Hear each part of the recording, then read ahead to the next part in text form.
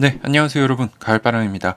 오늘은 보스턴 컨설팅 그룹이 얼마 전에 낸 최신 양자 컴퓨팅 리포트 분석을 해볼 건데요. 굉장히 중요합니다. 세계 최고의 컨설팅 펌이 양자 컴퓨팅을 어떻게 보고 있고 어떻게 예상하는지 보는 거니까 오늘 영상은 양자 컴퓨터 투자자시거나 관심이 있는 분들은 꼭 끝까지 봐주시면 좋을 것 같고요. 그래서 제목으로는 양자 컴퓨터 현재와 미래를 알아보자 라고 제목을 지어봤습니다. 자, 7월 18일에 나온 리포트이고요. 제목은 양자 컴퓨팅의 장기적 전망은 여전히 밝다라고 지어져 있더라고요. 그래서 소제목을 먼저 보면 양자 컴퓨팅의 현재 위치와 잠재력, 경쟁 상황을 보자. 핵심 질문은 뭐냐? 양자 컴퓨팅이 마침내 이 잠재력을 실현할 시점에 가까워졌는가? 현재로서는 그 답에 명확하게 대답하기 어렵다는 거죠. 왜냐하면 아직까지 우리가 볼 수 있는 양자 컴퓨터는 상업적 또는 과학적 분야에서 고전 컴퓨터, 비트를 기반으로 하는 우리가 쓰고 있는 이 PC, 슈퍼컴퓨터보다 뚜렷한 이점을 제공하지 못하고 있습니다. 새로운 기술로 아직은 대규모로 이러한 이점을 입증하지 못하고 있는데, 왜냐? 이 충실도, 이 큐비트라는 양자 컴퓨터의 재료의 연산 정확도가 아직 너무 낮기 때문이죠. 근데 반면에 고전 컴퓨팅은 엔비디아의 GPU, 또 알고리즘의 발전, 인공지능 AI 뭐 이런 것들에 의해서 큰 진전을 보이고 있기 때문에 쉽지 않다는 겁니다. 따라가는 게. 하지만 양자 컴퓨팅은 부인할 수 없는 모멘텀을 동시에 보여주고 있다. 물리적 큐비트 수는 2018년 이후 매 1, 2년마다 2배씩 증가를 하고 있고 상당한 기술적 진보를 반영한다. 왜냐면 양자 컴퓨터는 큐비트 하나가 늘어날 때마다 성능이 2배씩 늘어나는 것이기 때문이죠. 그래서 앞으로 이 추세는 최소한 3년에서 5년간은 계속될 것으로 예상이 된다. 자, 그래서 요거는 이제 보스턴 컨설팅 그룹 자료는 아니고요. 맥킨지라는 또 다른 이 유명한 컨설팅 펌의 자료인데, 현재까지 양자 분야에 투자된 금액을 보면요. 최근에 2021년에 굉장히 높게 상승을 했죠. 이때 20억 달러 이상 투자가 되면서 가파르게 양자 투자 금액이 올라갔고, 지난 10년간 투자했던 거 이상이 2021년에 투자가 됐고, 22년은 거의 유지가 됐습니다. 22년은 23.5억 달러.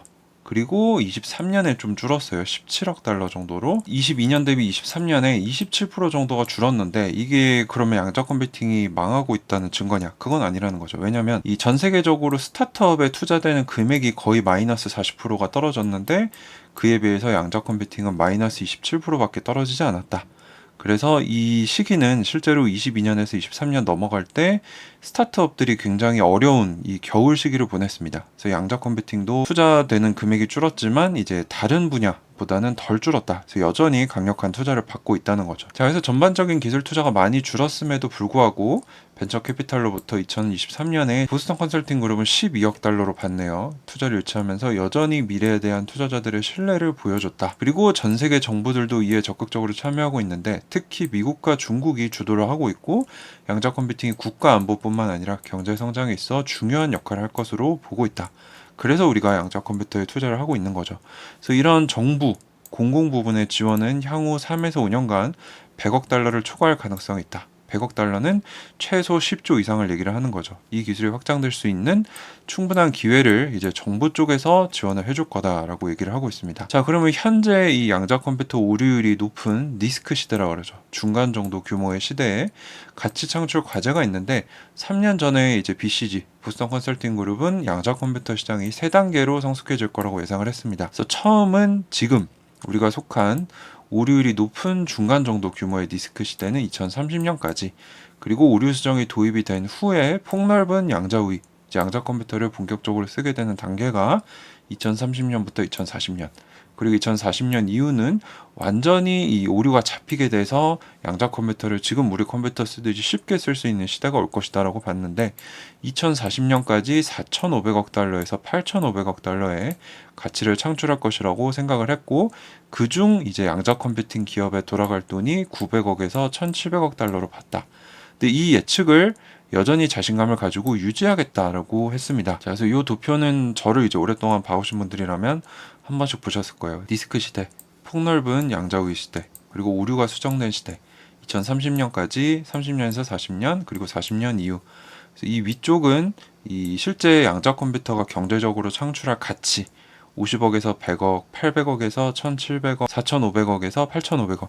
그리고 그 중에 20% 정도가 양자 컴퓨팅 기업들의 매출로 돌아간다라고 해서, 요걸 기반으로 이제 아이온큐의 미래 예상 주가도 계산을 해보곤 했죠. 자, 근데 니스크 시대를 이제 BCG는 조금 지나치게 낙관적으로 봤다는 거죠. 수정이 필요한데 두 가지 기준에 따라 초기 예측을 세웠다. 이제 하드웨어와 소프트웨어인데 하드웨어는 이제 양자 볼륨, 얼마나 어려운 이 알고리즘을 양자 컴퓨터가 성공적으로 수행할 수 있느냐가 1, 2년마다 2배로 증가할 거라고 봤고, 소프트웨어적으로는 새로운 알고리즘 개발이 돼서 양자 하드웨어를 더 잘 활용하고 고전 컴퓨팅보다 뛰어난 점이 나올 거라고 기대를 했는데, 이걸 기반으로 4가지 섹터를 뽑았죠. 시뮬레이션, 최적화, 기계학습, 암호화 분야에서 양자 컴퓨터가 기술적 우위를 가질 거다라고 봤습니다. 이 표도 이제 많이 보셨을 텐데, 시뮬레이션 분야, 이제 양자 컴퓨터로 분자단의 화학 반응을 시뮬레이션해서 뭐 신약 개발을 한다거나 이 항공우주 기업들의 유체역학을 개선한다거나 새로운 촉매제 개발, 그리고 태양열 변환율을 지금 한 20% 30% 정도 되는데 이걸 90에서 100%까지 올리는 거, 그리고 금융 분야에서 시장을 시뮬레이션하는 거, 그리고 다른 유즈 케이스들, 그리고 최적화 분야에서는 포트폴리오 최적화, 그리고 보험회사들이 위험 관리를 하는 거, 이 물류회사들이 어떻게 하면은 경로를 최적화할 수 있는가, 항공회사들도 마찬가지로 경로 최적화, 머신러닝은 AI를 고도화시키는 거, 금융 분야에 있어 뭐 사기를 탐지한다거나, 그리고 이 테크 기업들이 좀 더 정교하게 광고를 내보낼 수 있게 해주는 최적화, 그리고 암호화 분야는 정부 차원에서 암호화를 한다거나 복호화를 한다거나 기업들도 동일한 활동들 하는 거, 이런 부분에서 큰 사용 사례들이 나올 것이다 라고 예측을 했었습니다. 2021년도에. 그래서 이 사용 사례들을 어떻게 뽑았느냐, 3가지 유형의 사용 사례가 나올 것이라고 생각했는데, 최적화 분야, 일단 현재 우리가 쓰는 컴퓨터는 최적의 답에 비해 5에서 20% 내의 오차 범위에 있는 솔루션을 목표로 휴리스틱, 이제 간단화를 시킨다는 거죠. 뭐 일례로 굉장히 복잡한 경로를 최적화한다. 그러면 4차로에서 무조건 우회전을 해라. 이런 식으로 한다는 겁니다. 왜냐하면 너무 복잡해지면 오래 걸리고 고전 컴퓨터로 풀 수가 없기 때문에.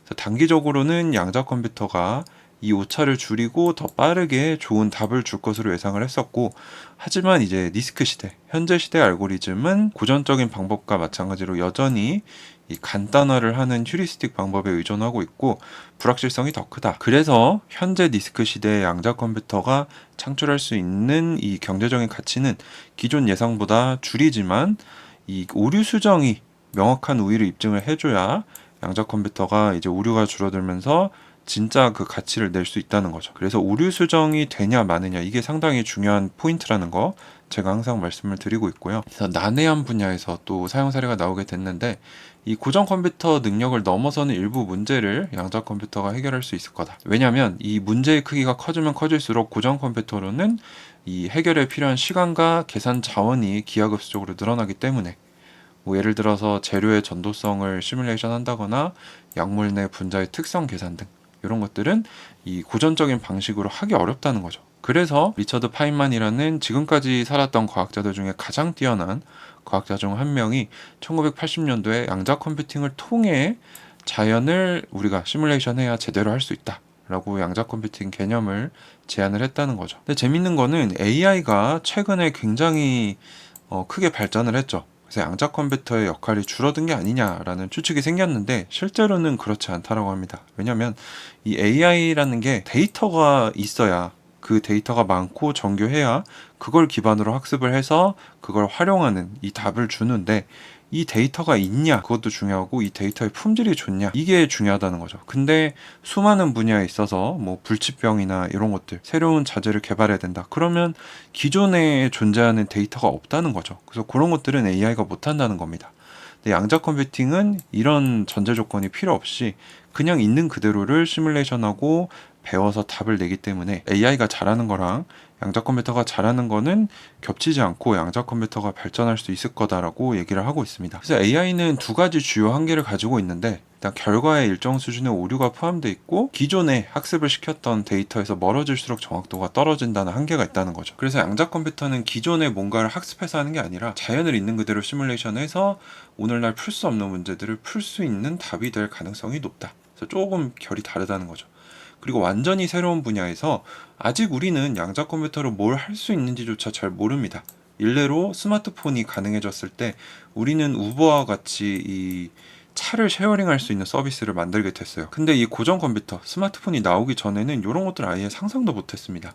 그래서 이 양자 컴퓨터가 나오게 되면 우리가 지금 꿈꾸지 못하는 사용 사례들로 인해서 미래 가치의 20에서 30%라는 큰 부분을 창출할 것으로 추정을 하고 있다.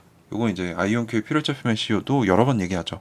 우리가 양자 컴퓨터를 가지게 된다는 거는 슈퍼맨의 슈퍼파워를 갖게 되는 거다. 그래서 그 일로 우리가 뭘 할 수 있을지 아직 상상조차 못하고 있다라는 말과 비슷한 얘기인 것 같습니다. 자, 근데 문제점이 뭐냐? 하드웨어나 소프트웨어가 기대에 미치지 못하고 있다.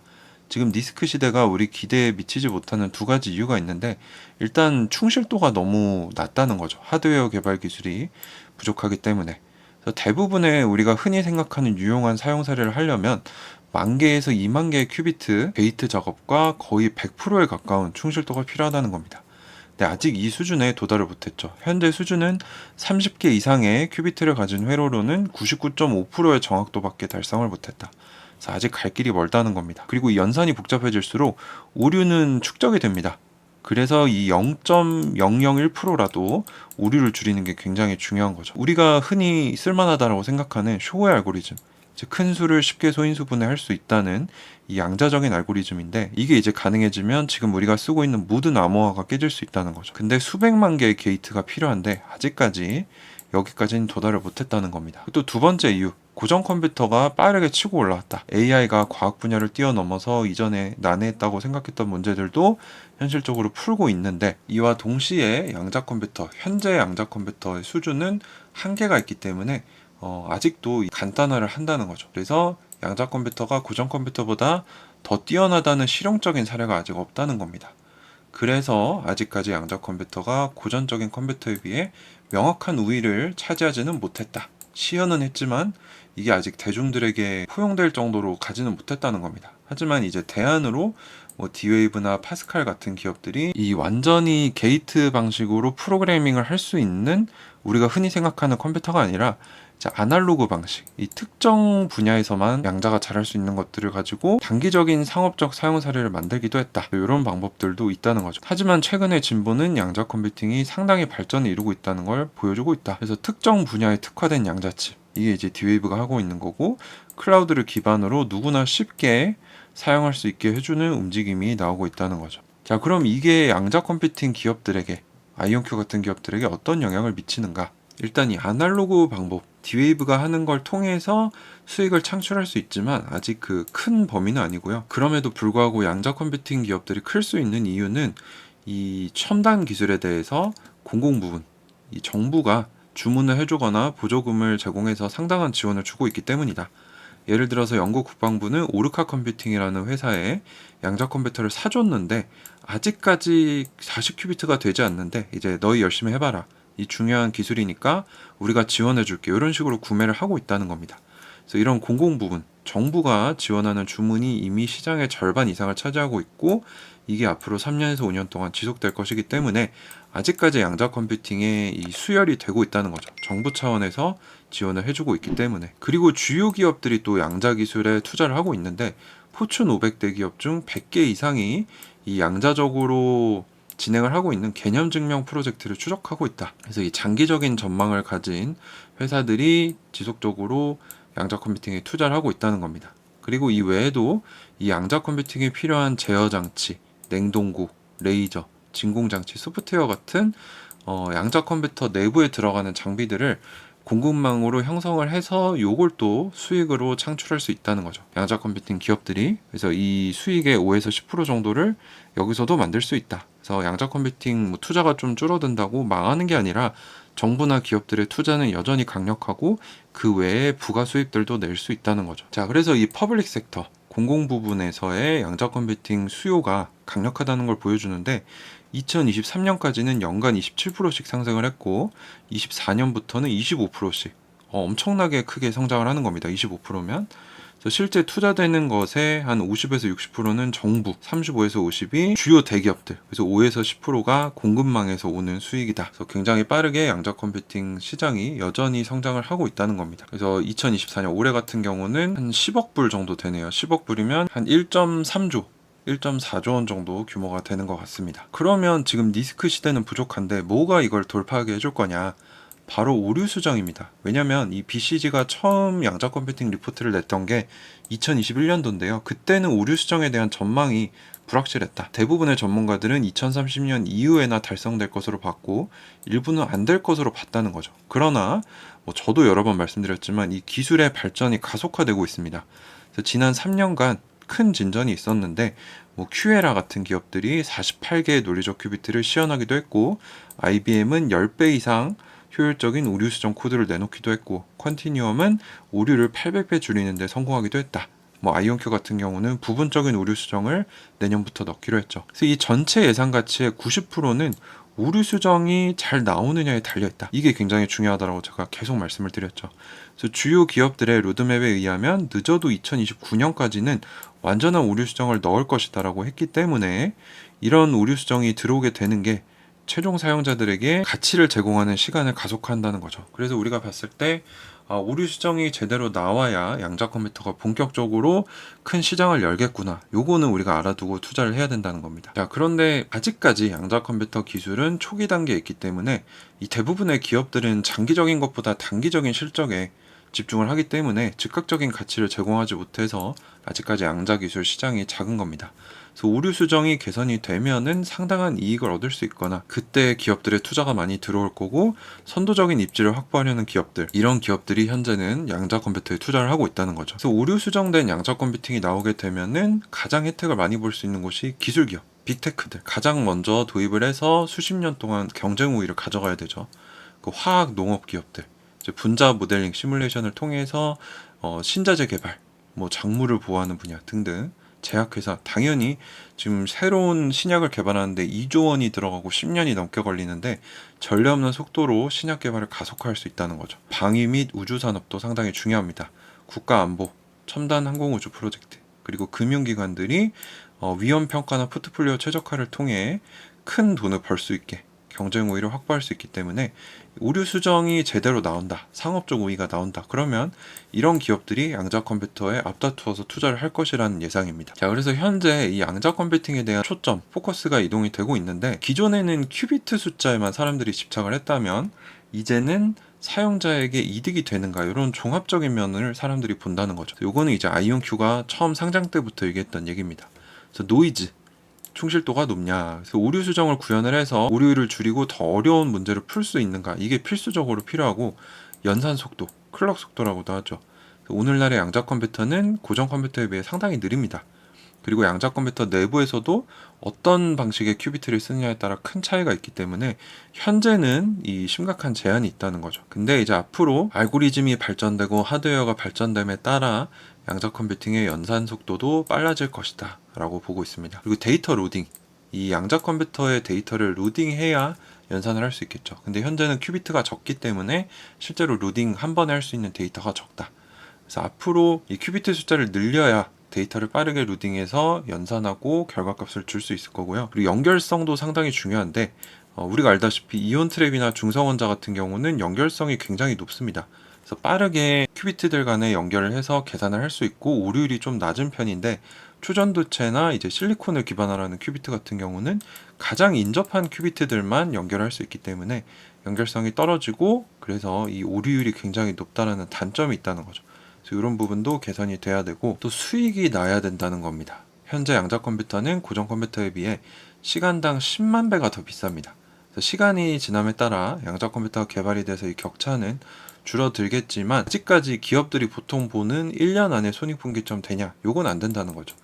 최소한 3년에서 5년을 봐야 되는데 양자 기술이 이점을 보인다면 이런 모습들도 채택이 될 수 있을 거다. 그래서 기존에는 큐비트 숫자만 봤는데 이제 고객들이 오류율이 낮냐, 연산 속도 빠르냐, 데이터 로딩 빨리 할 수 있냐, 연결성이 높고 성능이 좋냐, 수익성 있냐, 돈 벌 수 있냐, 이거죠.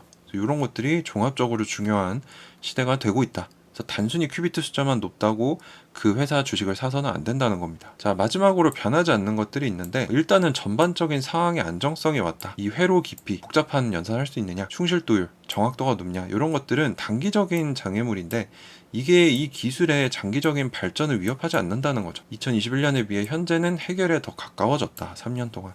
그래서 양자 컴퓨팅은 여전히 기업들의 문제를 더 빠르고 잘 해결해 줄 수 있는 분야에 엄청난 가치를 창출할 것으로 예상한다. 요 한마디로 정리를 할 수 있죠.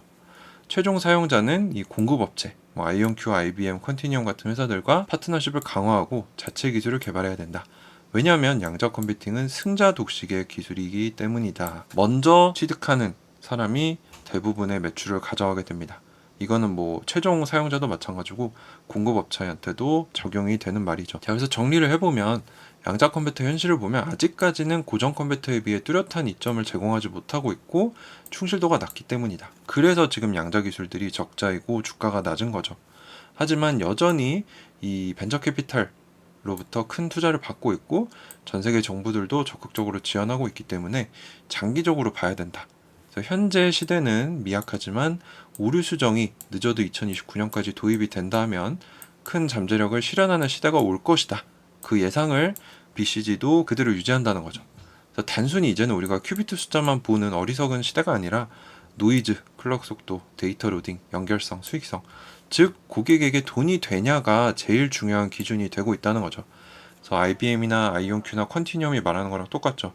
고객이 썼을 때 돈이 되냐, 그게 중점이 되는 시대가 오고 있습니다. 자, 그래서 총평을 내보면 양자 컴퓨터에 단기적으로 어려움과 도전이 존재하죠. 하지만 장기적인 잠재력은 여전히 크고 양자 오류 수정이 도입이 되는 순간부터 진짜 게임 시작이라는 겁니다. 그래서 최소 2029년, 2030년까지는 들고 가는 초장기 투자로 접근을 해야지 단기적으로 내년에 2배, 3배 될 거다 이런 생각으로 접근해서는 큰 변동성에 희생이 될 수 있기 때문에 이런 배경 지식들을 여러분들이 가지고 길게 투자해야 되는 분야라는 걸 다시 한번 강조를 드립니다. 그리고 양자 컴퓨팅은 승자 독식 기술이기 때문에 누가 이길 건지 제대로 파악해서 그 회사 주식을 사야 나중에 큰 수익을 낼 수 있을 겁니다. 왜냐하면 양자 컴퓨터가 된다고 내가 투자한 기업이 1등이 되리라는 보장은 없어요. 내가 만약에 아이온큐에 투자했는데 IBM 1등이 돼버리면 아이온큐 방식이 도태될 수도 있고 거꾸로 IBM에 투자했는데 아이온큐만 잘 되면 IBM 주식이 떨어질 수도 있는 겁니다. 그래서 이런 것들을 여러분들이 이해를 하고 투자를 하셔야 된다. 자, 그래서 오늘은 보스턴 컨설팅 그룹의 최신 양자 컴퓨팅 리포트를 분석하면서 양자 컴퓨터의 현재와 미래를 같이 알아봤습니다. 그래서 오늘 이 영상은 여러분들 꼭 몇 번씩 보시면서 제대로 머릿속에 입력을 하셔야 투자하시는데 큰 이해를 가지고 제대로 투자하실 수 있을 거라고 생각이 됩니다. 도움이 되셨다면 구독 한 번씩 부탁드리고요. 다음 시간에 또 뵙도록 하겠습니다. 감사합니다. 가을바람이었습니다.